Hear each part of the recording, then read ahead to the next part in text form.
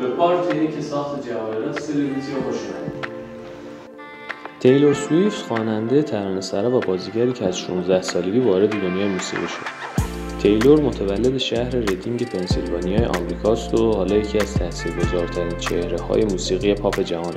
اون همیشه به استایلش دقت داره و با برندهایی مثل ورساچه، لویی ویتون، گوچی همکاری میکنه. اما بین این همه برند و جواهرات قرار انگشتری رو امروز بسازن که از برند تیفانی و تیلور در مراسم تریبیکا فستیوال دستش بود. یک طرح مینیمال و خیلی شیک. این حلقه $2,675,000 قیمت داره و از طلای 18 عیار با 2 حرف کوچیک تی تزیین شده با الماس‌های گرد و درخشان بریلیانه. تو این ویدیو قرار ببینید چطوری از صفر این انگشتر رو طراحی، برش و فرم‌دهی، لئیم‌کاری و در نهایت پرداخت می‌کنم.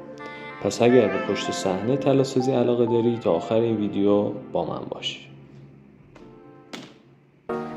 برای ساخت این کار از متریال نقره استفاده کردم و نه طلا، چون هدفم اینه که با ارزون ترین متریال بتونم یک انگشتر مشابه با نمونه اصلی از لحاظ فرم و شکل بسازم.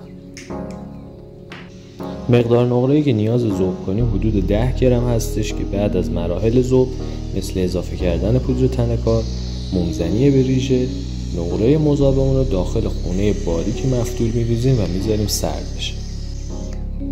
مرحله بعد شیره‌هایی که این ذوبکاری روی مفتول نقره‌مون نشسته رو با ضربه چکش فلزی از روی سطح کار برمی‌داریم. بسته به ضخامت مفتولی که نیاز داریم چرخکاری رو تا دره 11 چرخ انجام میدیم. در حین چرخکاری از تابیدن کار فراموشتون نشه. تابیدن کار باعث میشه که کارتون پلیسه نشه و از شکن شدن کارتون جلوگیری میکنه. برای مطمئن شدن از اتمام چرخکاری کارمون رو با کولیس اندازه میگیریم تا ببینیم به ضخامت مورد نیازمون رسیده یا نه. بسته به سایز مورد نظرمون اضافی مفتول رو قیچی میزنیم و کارمون رو با انبر گرد میکنیم. بعد از گرد کردن بازوی انگشترمون و ترکیب اون با انبر و میل انگشتر نوبت به مرحله آتیشکاری میرسه، اما قبل از اون باید حواسمون باشه که با سوهن دو لبه کار رو صاف کنیم تا مماس هم بشن و جوشکاری ما تمیز در بیاد. بسته به ابعادی که نیاز داریم لحیممون رو برش میزنیم و روی تخت جوشکاری میریزیم. من برای این کار لحیم متوسط استفاده کردم چون که برای جوشکاری‌های مراحل بعدمون باعث میشه که این لحیم دیرتر راه بیفته و جوشکاریمون راحت‌تر بشه. کار رو داخل میل انگشتر میذاریم و با ضرباتی که با چکش پلاستیکی میزنیم کاملا ترکیب میکنیم. چون تو این مدل انگشتر بازو به شکل دامله هستش، سوهانمون رو از خارج به سمت داخل میکشیم که شکل دامله رو به خودش بگیره.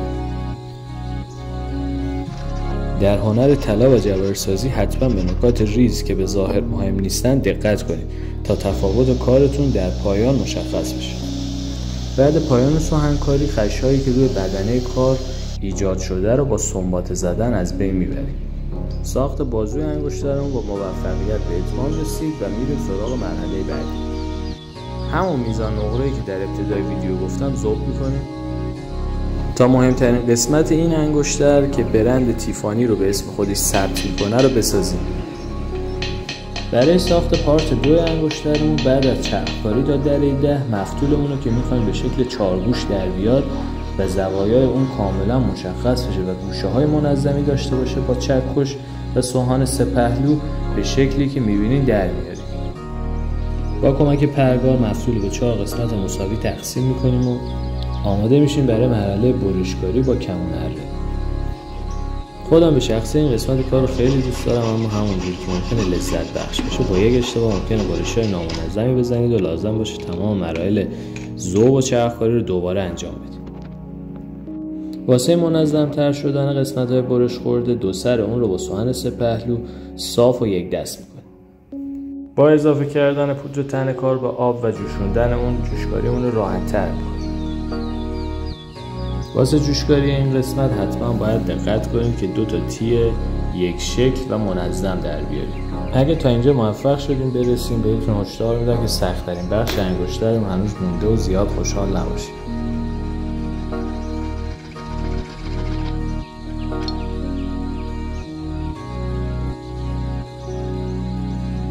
2 تی انگلیسی که درست کردیم داخل خونه مناسب قالب پوشه و با سنبه مناسب گود میکنیم و شکل بهش میدیم.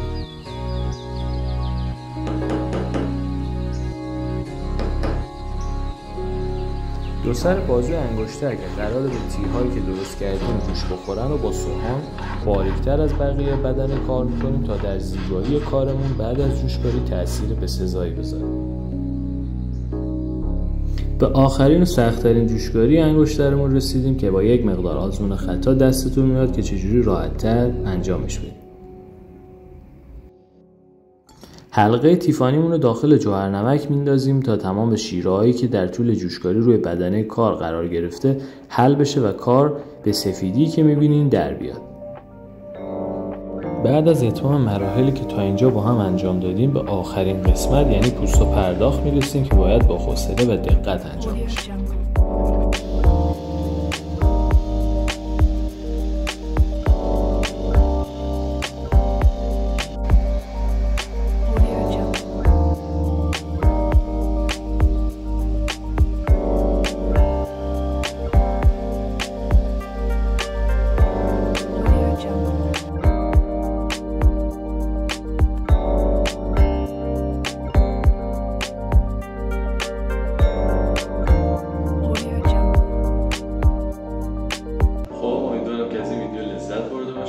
این ویدیو قسمی بود که مراحل ساخت برند تیفانی انگشتر مطلق تیلور سویفت رو بازسازیشو انجام بدیم.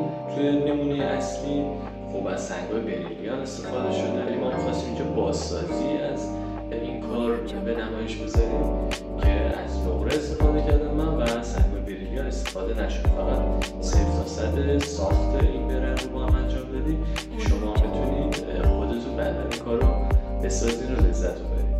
اگر از این ویدیو خوشتون اومد حتما تو کامنت رو برام بنویس که نفر بعدی که ویدیوشو بسازیم کی باشه.